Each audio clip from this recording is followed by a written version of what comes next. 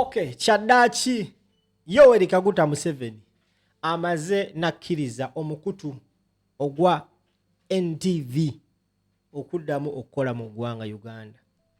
Mu bufunze omukutu oba kampani ya National Media Group erimu NTV, erimu Sanyuka, erimu KFM, erimu Dembe FM, erimu n'olupapula lwa Monitor bazzeemu okubikkiriza okuddamu okukola.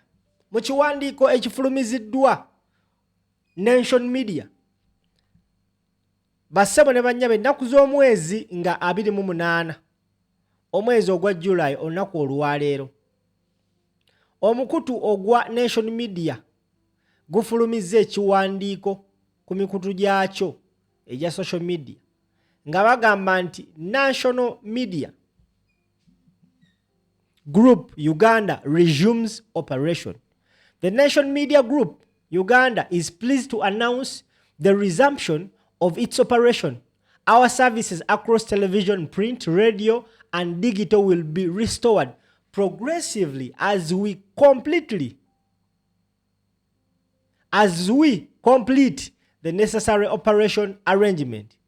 We appreciate the participation, the patience and understanding shown by our audience, clients, and partners during this period, and appreciate your continued trust and confidence in our brands. As we return to service,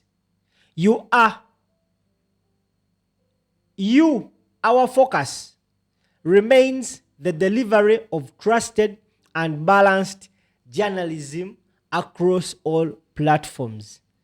Joel Muganda, Chairman, National Media Group, yawandiise ebbaluwa eyo. Bassebo ne bannyabo, a few months ago, abakulu okuva mu ggwanga lya Tanzania abamanyikibwa nga Taifa Group bavaayo ne bagula Nation Media Group ku Aga Khan. Nation Media Group eno ya Aga Khan. Naye oluvannyuma lw'ogiggala bano abakulu aba Taifa Media Group nga bakulirwa omukulu amanyikibwa nga Rostam Aziz, ono biliyoni ova mu ggwanga lya Tanzania, yagenda n'agula kampani eno era tekyali ya Aga Khan. Mu bbaluwa ya Nation Media njagala owulize Katonda bajubilatinga nti NTV ekomawo. Mu bbaluwa ye abadde amaliriza agambye, as we return to service, to serving you, our focus remains the delivery of trusted and balanced journalism across all our platforms. Naye ezo olwalaba eno post, Tanzania billionaire Rostam Aziz buys Nation Media Group from Aga Khan, nengamba kaweddemu. Nengamba kaweddemu. Ekisooka omukulu ono Aziz, bassebo ne bannyabo, oba nkugamba ki? Ono omukulu Aziz nze nja muyita erinnya eriri simple, nja muyita ndya nabo. Aziz ekisooka gwatamumanyi, yaliko munnabyabufuzi mu ggwanga erya Tanzania, yaliko omubaka wa parliament, era nga ava mu kibiina ekya Chama cha Mapinduzi, ekibiina ekisinga okuba ekikulu obukulu mu Tanzania, ekikulemberwa right now omukyala amanyikibwa nga Samia Suluhu. Samia Suluhu fena tukimanyi kyali wa Yoweri Kaguta Museveni. Kati nkulaga nti gwe muna Uganda eyesunga nti NTV ekomawo, njagala kulaga first and foremost kye basooka okukola, basooka kugiremesa Aga Khan olwagigadde neyeekyawa n'asalawo n'agamba kangitunde, n'agiguza omukulu oyo Aziz. Aziz oyo gwolengera awo bakulaga yalina omukyala Samia Suluhu nga balina bye basayininga ekitegeeza nti kyaliiwe nnyo. Ngenza okukola okunoonyereza okulala ng'omukulu ono era ekirala ekiraga nti twekaabireko si kyaliwa Samia Suluhu yekayeka wabula kyaliwa William Ruto.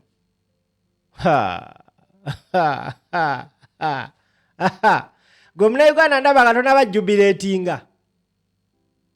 tonnaba jubileetinga oba osobola kaaba. Kola ki? Woba osobola kola ki? Kaaba.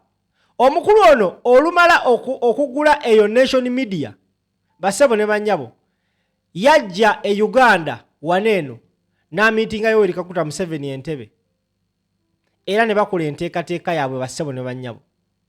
Eyo meeting ekifaananyi ekyo kyafuluma kyolaba ku screen Muhoozi Kainerugaba ng'ali naye ne Andrew Mwenda ne bagamba nti egenda kubanga egguddwawo baakoze okuteesa. Naye nga jjukira Andrew Mwenda rather baali bamaze ogitunda. Okategedde? Now abakulu baneeno nabo bagenze ku mikutu gyabwe ne bateekayo ekiwandiiko ekikakasa nti ekigundi tukiguze. Ku website yaabwe, ku exando yaabwe nabo bataddeyo ekiwandiiko ekikakasa nti TV be bagirina mu ngalo zaabwe. Era okusinziira ku kiwandiiko kyenjala okusomeramu gwe ssebo oba nnyaba ndaba otegeere ki ekigenda mu maaso bassebo ne bannyabo. Ekirina headed paper gy'olengera ku screen ekulaga Taifa Groups. So Nation Media Group was bought off by Taifa Group that is owned by a Tanzanian billionaire Resumption Aziz. Ono alina media companies nyingi nnyo mu Tanzania, mu Kenya, kati right now yazze n'afuna the leading TV, NTV, afunye kati Spark TV, aina KFM, aina Daily Monitor, aina Dembe FM. Ayingidde mu business. The question is, wabanga mu kugula TV eno yalina okulaba Museveni n'avaawo n'agenda n'alaba Muhoozi Kainerugaba, gwe Munnayuganda ndaba osobola okukera ku makya n'onkakasa nti eno TV egenda beekolera abantu nga NTV yaffe. Ekyo njagala obanga obadde okirina mu mutwe gwo kijje mu katweko. Tekigenda kubaawo because that is the truth. Kati kankuyiteeko mu bbaluwa eno katono nnyo bagamba this decision no inda mu katono nnyo okay yino wano ngifunye. Taifa Group, respected internationally, preferred locally. For immediate release, President Museveni authorizes resumption of Nation Media Group. One in balo bajiwandiise nga bannannyini ba Nation Media Group. President Museveni authorizes resumption of Nation Media Group operations in Uganda. Dar es Salaam, Tanzania, 28th July 2026. Bajiwandiise leero. Bagamba Taifa Groups today announces the resumption of Nation Media Group operation in Uganda following authorization by His Excellency President Yoweri Kaguta Museveni. The decision marks an important milestone for regional investment, media development, and East Africa's integration through its subsidiary Tarifa Limited. Taifa Groups is the majority shareholder of Nation Media Groups and remains committed to responsible investment, sound cooperation, governance, and sustainable development across the region. Commenting on the development, the chairman of Taifa, Mr. Resumption Aziz, expresses his sincere appreciation to His Excellency President Yoweri Kaguta Museveni for authorizing and resumption of Nation Media Group operation in Uganda. He also conveyed his gratitude to General Muhoozi Kainerugaba, Chief of Defense Force of Uganda, for his support throughout the engagement that led to the positive outcome starting. Basebo ne banyabo. Basebo ne banyabo. Omusajja yafunye TV naye olugifunye asose ku praising ayo Kaguta Museveni a praising General Muhoozi Kainerugaba. Kati njagala ombulire gwe ategeera ng'olina obwongo clear mind and sound. Can this nigga wake up one day n'akuba eggulire nga NTV wabadde alikuba akategedde givuge bampita simpa mbeere bulungi mwera.